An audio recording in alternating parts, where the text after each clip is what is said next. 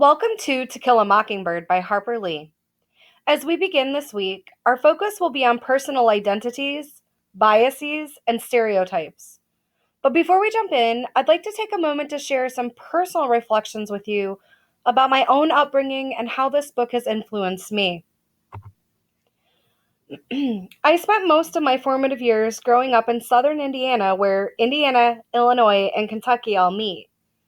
It was a rural farming community where just about everyone seemed to be white and some denomination of the Christian faith. There was only one person of color that I went to middle school and high school with, and he was mixed. His mother was white, his father African American, and his father wasn't even a part of our community.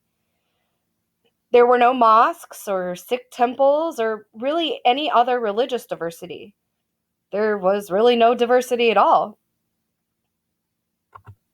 At Boonville Middle School, where I attended, To Kill a Mockingbird wasn't on our reading list. I'm not even sure it was in our library. Then, in my sophomore year of high school, my dad took a new job in Flint, Michigan.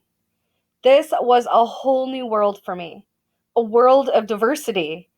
I had never been a part of anything like this. It was amazing. I saw people of different ethnicities, religions, and walks of life living and working together.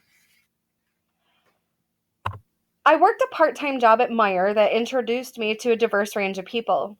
Diversity for me became as normal as breathing. After graduating high school, I headed back down to southern Indiana for college at Oakland City University. It was there that I saw racism and hatred. Just one example was when I was walking to class one day with a girl who happened to be on our basketball team, and she was African American. A group of townspeople, a bunch of kids, drove up and started yelling some racially demeaning things at this young woman. I was shocked and disgusted. She said she was used to it. I couldn't believe that someone was being treated this way because of the color of their skin.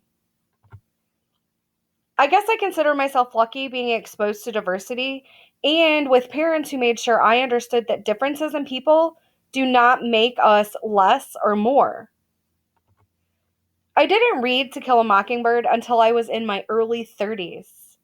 By this point in my life, I had seen racism firsthand, but I had also moved back to Flint and worked in schools where diversity was normal and celebrated.